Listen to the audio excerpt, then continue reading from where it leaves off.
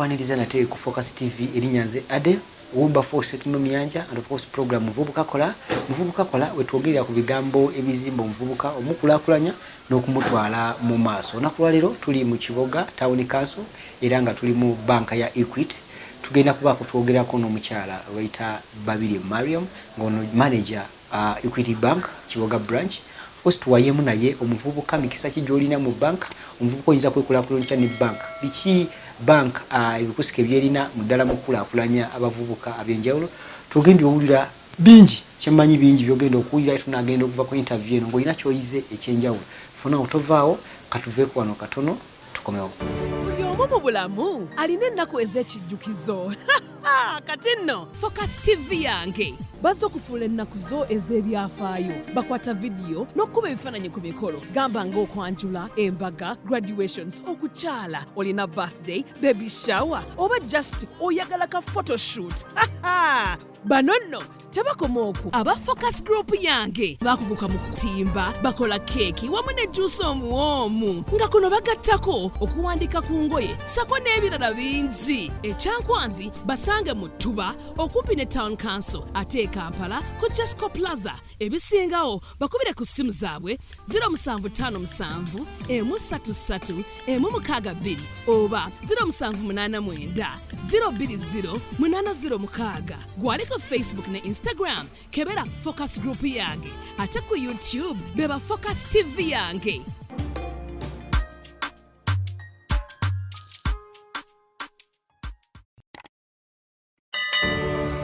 Tukulisayo mu break eyo era nga twagala leero tulabe n'obugambye nti manager Equity Bank Kiboga tuwayemu naye era omanye bingi nyumba agule kyagula kyonna agule poloti azimbe kubanga abasinga obungi abe bava mu byalo ne bajja mu Kampala eyo oba ne bajja mu matowns kati nga muno mu Kiboga n'ava mu kyala atunze poloti azekola ki kupangisa n'apangisa obulamu bwe bwonna. Kati ekyo nali nga saagala kukiwulira ku customer wange nga nkirwanyisa nnyo agamba bannange mufune ssente wakiri oguleyo ka half kilo y'ettaka wakiri ozimbe y'akayumba ove mu kupangisa bwe nti nali nga mba transforminga ate mwana wattu bw'okola ekintu bw'otyo ng'okola n'omutima gwo gwonna abantu abo bakusabira emikisa bw'okolera abo nze nakizuula kula madala speed oboolyawo nga gw'okula bukuzinga naawe tokitegeera ba customer benyini bakusabira emikisa. So kwe kwesanga wano kati ndi wano mu Kiboga tuli mukola branch yajja juzi wano mu June kati ya tutandise okola ba customer bazze era bakyajja era tukyakola tugenda kolera ddala weewaawo tuli ku nsonga ya muvubuka. Abavubuka bano bangi batwakula n'endowooza nti banka ziwamba bintu by'abantu, banka mbi nnyo, banka zisudde abantu, banka ziwambye amataka g'abantu. Today twagadde tulabe muvubuka ne banka. Lwaki muze omuvubuka nagyetaza akawunti mu banka? Number one, omuvubuka ono yaleta za account. Buli muvubuka yenna actually njagala buli muvubuka yenna awuliriza omulaba guno oba ne bobanga oli past muvubuka ogamba omuvubuka agenda afuna account mu banka. Sagala kwekubira kadingidi aka banka yange Equity naye era ne bojja mu Equity bank sina buzibu naye ngo omuvubuka yenna yaleta zeki account. Number one, tubeera n'obusente abavubuka tukolera ddala abavubuka. Abavubuka balina boda bavuga zi boda balina amaduuka bakolera ddala bazimba naye weesanga nga ssente bw'ozifunye bw'okola ki bw'ozifulumya. Tulina nno kye bayita amasimu gano abe smartphone.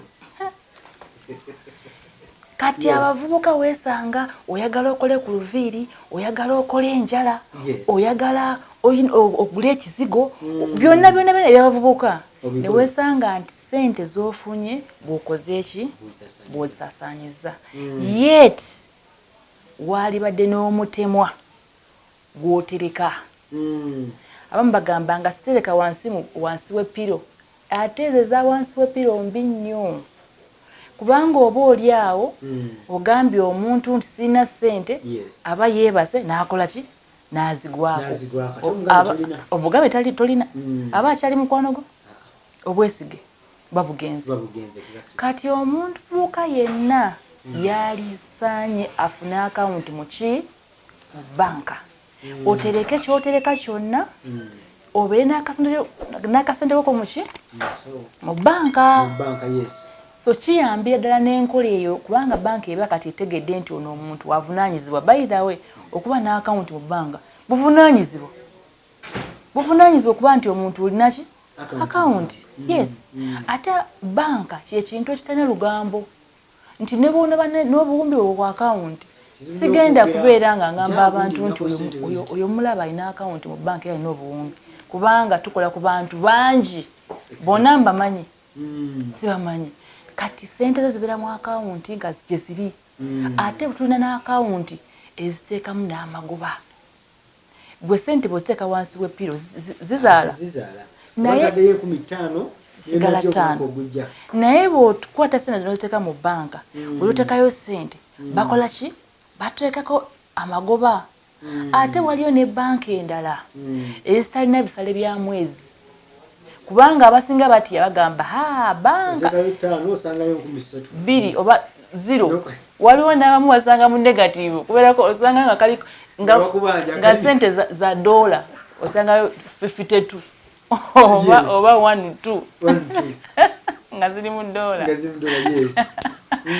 So nga ate waliyo banka of course ng'eyange tena bisale bya mwezi and of course ne banks edala kuba tubuulirize tulina akawunti zitalina bisale bya mwezi ng'akasente bw'okataddeyo bwe kabeerayo akasente ko bw'okataddeyo bwe kabeerayo ate nga kakola ki kazaala n'okuzaala so I would advise abavuka mwenna mubeere nga mulina akawunti mu banks kubanga kiyamba nnyo okubeera nga okula even a sign of responsibility sign of responsibility nti omuntu ono asobola okubeera nga alya however ng'akola ki ng'atereka by the way waliwo engombe negamba nti save me today I save you tomorrow ntereka leero luno nkusevinge enkya ate bagamba nti nazireseyo ewaka tagula ki tagula kya bbeeyi dondo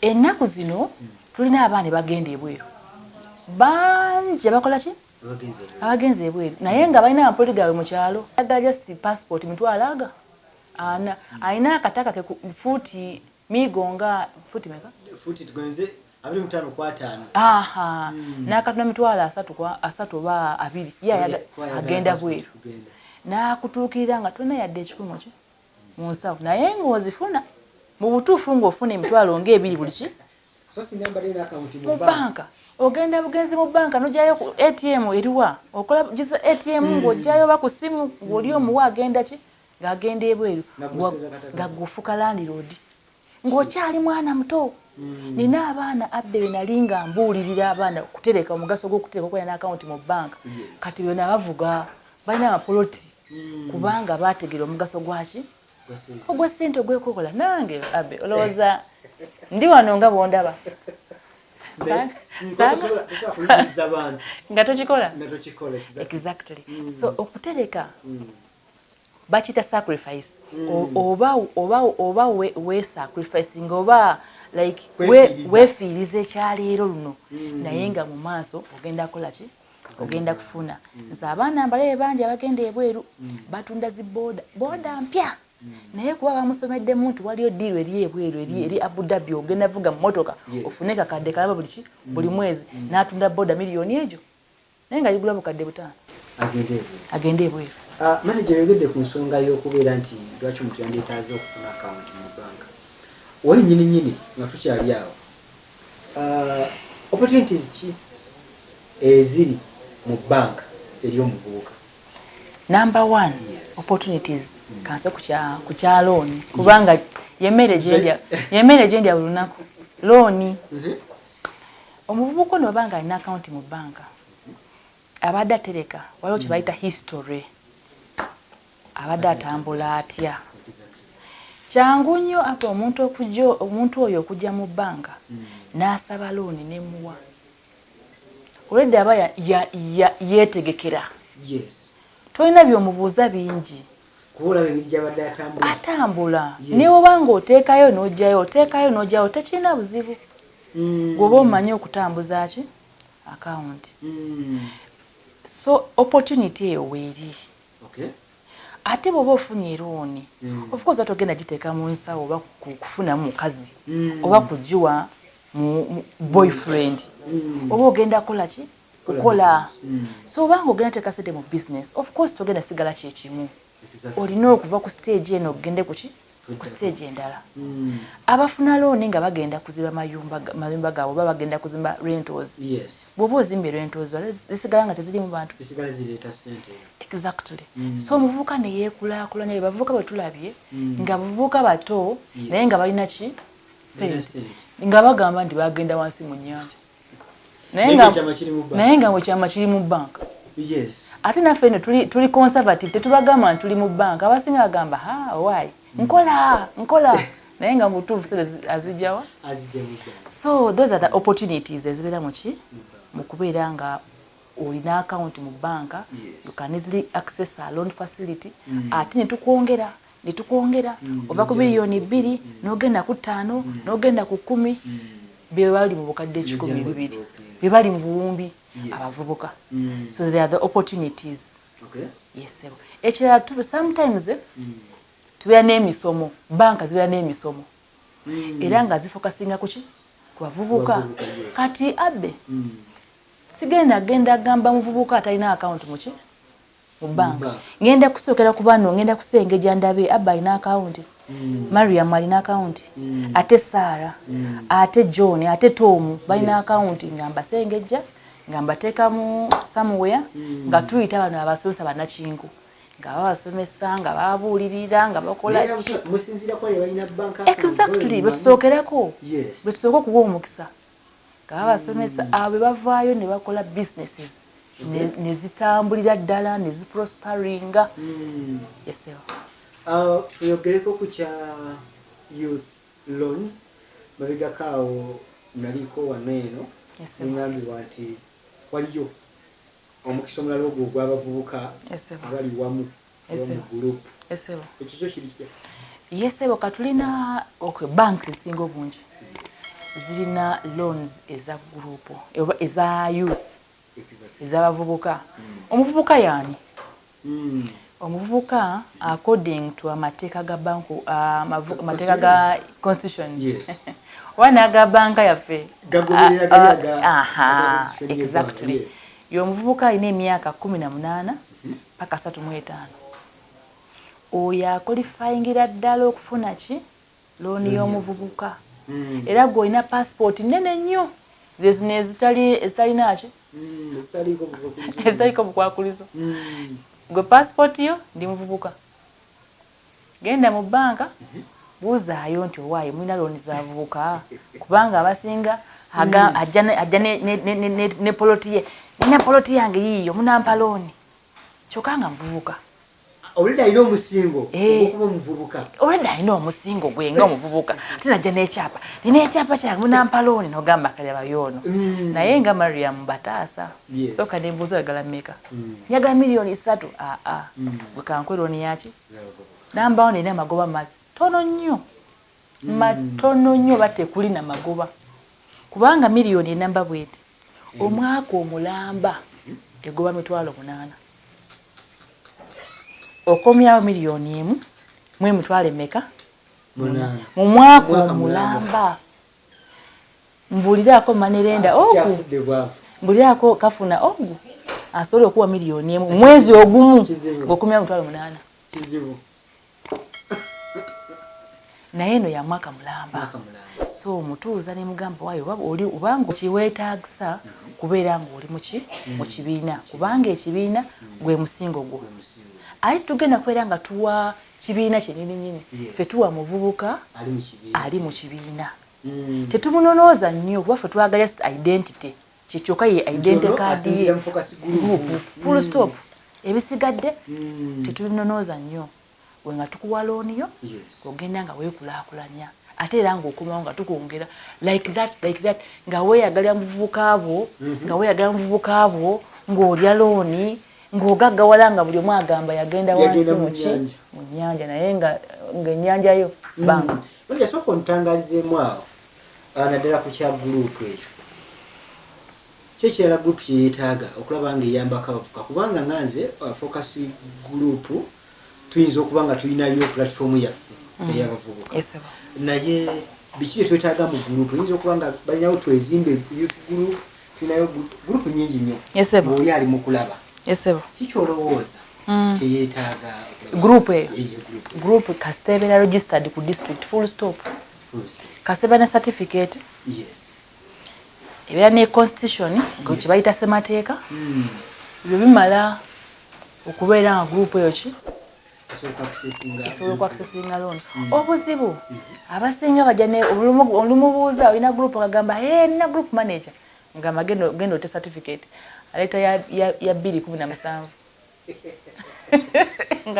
nga yagwako dda ate naye tetukomaawo tuba advisinga netumugamba agende ewa mwami Nsubuga kibuga tulina mwami Nsubuga genda ewa mwami Nsubuga akuwe certificate endala elitist eriko etagwako ate mwana watu abakolera bulungi nnyo nga bakolera certificates ezo nga bakomawo nga tubawa looni nga tubasimba ssente nga tubawa ssente. Ssente zino guruupu ebeeramu abantu bameka? Tetubifaako ebyo ffe twagala muvubuka ali mu kibiina kati ze simu newe tuba 5 sirina buzibu twetaaga ssente mwe namba wa banka limitation ya ssente mmeka ku muvubuka ono? Omuvubuka ono kubanga amuvubuka asooka tugabira kwa ku mitwalo 10 paka ku bukadde obwo osobola okulya n'ogamba njagala bukadde 5 n'olina saba 5 n'olina saba 5 n'olina oba muli 50 oli muvubuka olina guruupu olina bizinesi gy'okola kati waliyo bano babavubuka agenda n'aloota agamba njagala edduuka lyange nga lirimu amasa nga lirimu biki najja n'akusomeramu ddiini agamba maneja mpa looni genda kuteberayo kakadde kalambuvu mpa 5 akakadde kako naye ng'ali mu kuloota agamba naye erabayo ono nze njagala kulaakulanya muvubuka sangala nkuwe looni okole ki kirooto kimu kutandikira ku ssente ya banka baako kye utandise sigaba looni kutandika ki nedda ngaba looni ng'olina kyotandiseeko kwongerezaako oyo omuvubuka yagenda okulaakulana agende ku sitepu endala neddako kubanga olidda yakola ki yatambula dda so sigenda gaba looni ngaakola ki wakatandika naye nga ngabako ku ntwalo 10 paka ku bukadde bumeka bukadde 5 ndowooza nti omuvubuka ali mu kulaba akuleka nga naye toyagala kulaba oba toyagala kuyiga naye omuvubuka ali mu kulaba Focus TV of course owulidde obubaka obuvudde wa manager Equity Bank nti just identification nti nze mba muvubuka kola guruupu nze nina business gyenkola ya chapati nti nze ekyokusatu nti olina kyetuyita oli muvubuka that is number 1 ndi muvubuka myaka 18 nti ekiwedde requirement esooka ekyokubiri nina guruupu ekyokusatu nina business gyokola so ofune ssente zetulowooza nti nno zisobola okubaako kyezikolera n'otambula n'ogenda mu maaso. Tulina nelooni endala eya booda ey'abavubuka. Omuvubuka ono abamu bavuga looni za saagala agamba bitongole oba kale ez'abannannyini n'amuwa looni n'amuwa booda nga ya bukadde nga 5 naye n'akomyawo bukadde 10 oba nkitegeera ntero birabe yatutte booda ya bukadde meka naye agenda ogivuga yonna nga 10 tekiriyo wano mu banka Equity of course ne banks endala twa partnering wa twakola twayingira mu mukago ne ba distributors aba border borders tulinawo mwami Sande bajaji okukola naye enkolagana eyo nti ye boda azijjayo eri kuvama twayingira mu mukwalo ne boda zonna zibajaji zi UG bossi zi senke ziki zonna zomanyi ezo ogenda bugenzo gamba ojabuzi notugamba njagala senke oba njagala ki bajaji ng'otwa invoice yo egula boda nakugamba edda nti miliyoni emegoba mitwalo emeka 8 kitegeeza nti bukadde 5 times mitwalo 8 times mitwalo 8 emeka mmekezo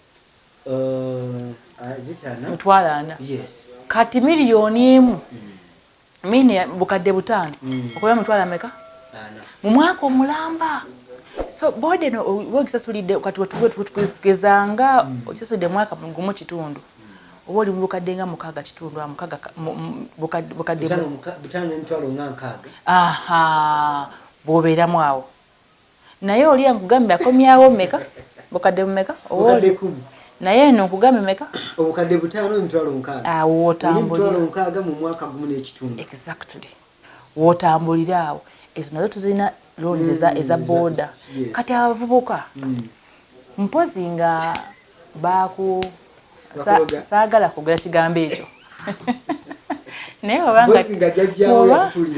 wabanga tebakweyambulirako jangu ofune looni y'omuvubuka jangu weyagale muvubuka omanyi fe tusoosowaza nnyo kye bayita omuvubuka mu banka eno omuvubuka is number one thing kubanga tumanyi nti omuvubuka bebana the future people nkyogere nti bebana abagaga b'enkya kati tulina okuteekateeka ng'okyali mu ki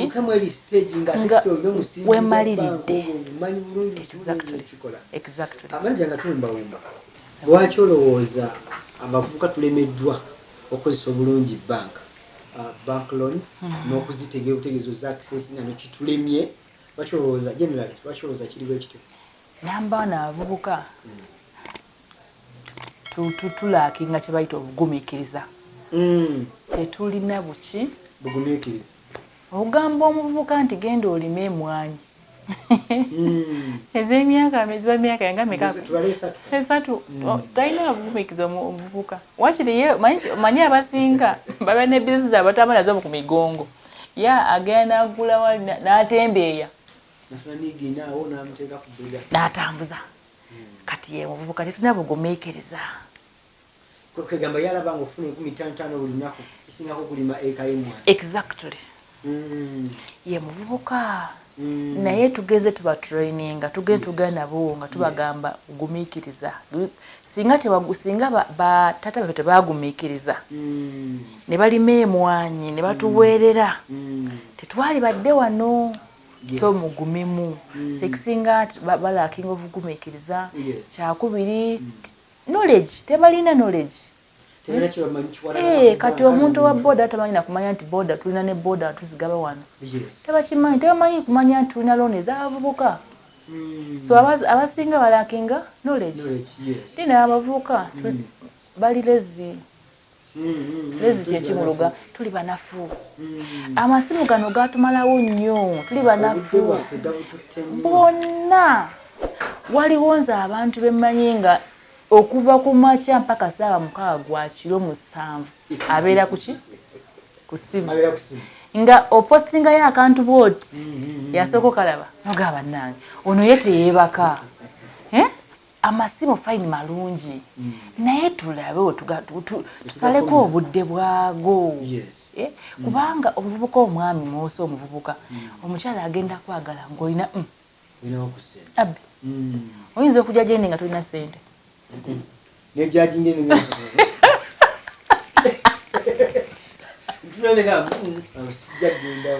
abe nze mpulira ssente mpulira ki ssente kati ng'omuvubuka ssente kati omuvubuka onoogenda ewa mariamu nga tolina ssente ayagala bamwagale nga bwali agende wa nnyina otaliyo nze emmere ndya bufe ayagala okumwagala nga bwali agende wa maama we exactly so abavubuka tukole awo bw'onookola bw'ogenda okubeerako ne mariamu n'abalala saagala kwekubira kadingidi naye waliwo ba mariams abalala yes ate ani atayagala kirungi abe oyagala bibi buli omu ayagala kirungi naye ekirungi okikolerera olina okikolerera so abavubuka tuve mu social media okay tuzibeereko fine naye tukeneze ki budde bwabo tubeere bagumikiriza tubeere hard working and above all tumanyewo Katonda abasinga tetumanyi na Katonda bwafaanana tetubiteegamba bakati biki byagamba ebyo naye nga mu byonna kyekyo kyekyo kituufu gega mazima nothing else. Ndagala osembyeyo akagambo okujjukiza. There is some misconception between bajjajjaffe bakaziwa bintu y'abantu mu perspective olugero muvubuka omulage nti banka kiki kitolowooza actually mwami Abe sigo weka nze nange kuva buto nga nte kye bayita banka banka njagadde juzi wano nga ndi mu senior 5 awo nagenda mu banka omuwala yali mutiirwa eyo eri gye bagabira mu ndabirwamu eyo abo ne tusimba layini ne ntuuka ku kawunta nanzizaayo emabega ne ngamba naye omuwala oyo kiki kiyasoma kyesitasobola kusoma. Abe nasulanga mu kitabo buli lunaku emisana n'ekiro nga njagala nsome nfaanana omuwala nedda nze nagamba nti bwe nfuna omulimu guno njagala abakyala n'abaami bannenyumirizeemu. Nagamba Mukama nti saagala mbeere ng'omwana oyo yali abeera n'enjala nga mpanvu bwe ziti nagamba n'oyo gosotyo manne awo si wa Luganda abo si wa Luganda ne wabanga webusoga eyo wansi eyo oyo aba wa Luzungu bwe nasoma kwe kuvaamu kiri ekiwugwe ky'okutya banka. Jjukira asomedde ku looni naye nga ntya era nga oli maalo yeewola looni nga ntya nga ngamba kati n'akayumba bagenda katunda era wabbanga nga lwajja ewaka tufaayo nnyo kubanga tumuwoyawoya nga tumuwa akakoko enkoko yegenda okumusomesa fees naye nga netugimuwa naye wa bank official tatunda akayumba ka maama netumubeera nga tumubudaabuda naye nga ntyaki banka kubanga abasinga obungi bwogenda mu kifo bagamba ali ku banka bana bagenda otwala ebintu bye ne kaakati abantu batya banka singa Maria mojja ku ofisi yange ng'oyambadde gundi ye ID eno bagamba bayingidde banka awo tebagenda kulaakulana naye nga mu byonna banka kyekintu ekigenda okuwa ssente ogenda kujja gyendi nze bulunaku mbagamba banka erina ssente kusobola okuwa akawumbi ekuwa akawumbi mu weeks 2-3 olina akawumbi ani agenda okukola obukadde 5 nga munaku 2 nga takutegedde akawonvu n'akagangamba abono mutabanyi wa gundi bwe abadduse musanga mu kyalo gindi bw'ate agendako ne mu kibuga bwekiti sobola omusanga bwe nti taliyo so nga te banka gyobeera ne kugundizo ng'olina requirements zo ndiga nvubuka gye muwe ssente nga tampadde omusingo gw'ekibiina oba okitegeera so perception eyo gamba nti banka zitwala ebintu by'abantu eyo yadda abavubuka n'abakyala n'abaami abampuliriza eyo byadda bw'oba ofunye looni asooka okubeera mukwano gwo abeere ki banka bw'oba ofunye looni bwoti banka yabeere mukwano gwo kubanga bwe sinaba zikubuze olunaku olwo genda mu banka amasimu togajjaako naye abasinga bungi bwe zibula essimu ng'akola ki gyazooka okujjako nga yeekweka olwo banka ng'ejjayo omusajja oli akola ki abanja kuba mutugamba nti mukuzibawa tuleeta ba Mariamu nasmairinga mukuzinoonya nga tuleeta musajja tuleeta essajja eryo erina amaaso eryo kati temwewala banks temuzisosola temuzikyawa kyokola funa looni banka mukwano gwo number 1 tambula nayo bw'olina okutambula ssente oba ozifunye ziteeke mu kyokoze eki mu kyozisabidde abamu abasinga obungi mwami Abe olufuna looni n'awasamu omukazi tekimugaana propali n'ayanjula kateekayo buli mwezi netulya amasala naye nga zivudde muki omwezi olutuuka bwe guti nga tutumayo omusaddiiki katumayo omusajja oli ow'amaaso amanene beboogeza ku banka nti mbi. Exactly.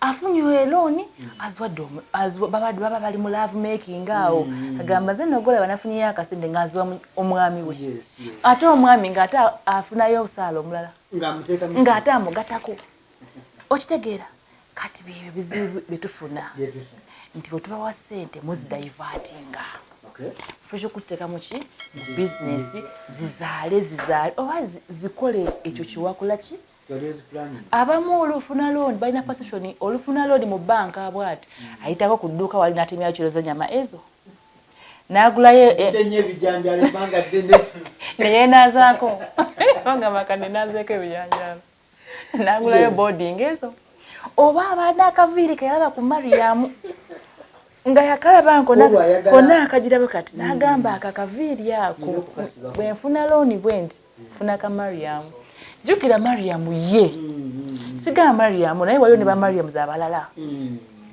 olaba obuviiri ku TV jukira obuviiri ku TV bwa TV buno bwa TV olukalaba n'agenda mu dduuka n'akagula ka mitwalo aga 2 oba 3 amwogedde ku ki ku looni agenda ogituusa nga n'ekitundu tekyakola ki tekikyawera olowooza anaasosola looni oyo kati abo be batwogezaako bevumaganya banka naye oli yayajeyo ssente n'azikosa kyalina ozikozesa akomyawo bulungi be bakulaakulana bano abadduka ogenda okulaba nga tutumyeyo liri essajja tuwandise ku nyumba house for sale tumanyi otake olinnya eryo sale banka egitwala nga batunyigira nga bagamba era banka nze nabagamba banka nategeerawo ng'oyo omukazi tatwagaliza ku kino ku kitundu naye nga bambi nze njagaliza abantu bakulaakulane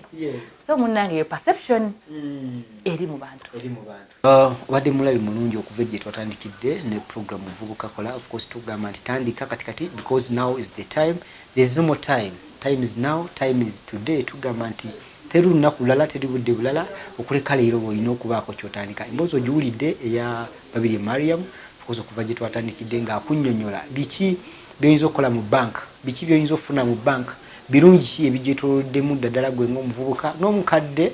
Muvubuka ntegeeza omwana omuwala oba ow'obulenzi wamu n'omukadde emikisa ogiwulidde gy'osobola okukozesa ne weekulaakulanya. Tuve mu njogera eri oba enkola enkadde eyogamba nti banka ziwamba ebintu, banka zibabbi, bayingiremu obategeere omanye n'engeri gy'okutambula nabo kasita okola ebyo nga bituufu ngakasa nti ojja kubaako kiweekulaakulanya. Omuvubuka omukisa weeguli okubeera nga oli muvubuka olina gurupu mwoli era ng'olina ka bizinesi kokola okulaba ng'osobola okukatumbula okutambula ogenda maaso. Tuleme okulimbibwalimbibwa n'abantu kutuggyako ssente empitirivu nnyo naye ng'ate osobola okukozesa banka ekuliraanye n'obaako ky'okyusa mu bulamu bwo. Nze Ade Wilberforce Muyanja. Of course tujja sinkana n'abantu abalala ab'enjawulo ku Focus TV. Subscribinga olabe ebintu bingi nnyo ebijja okuzimba. For now, bye bye. Ku subscribinga ku Focus TV yange bingi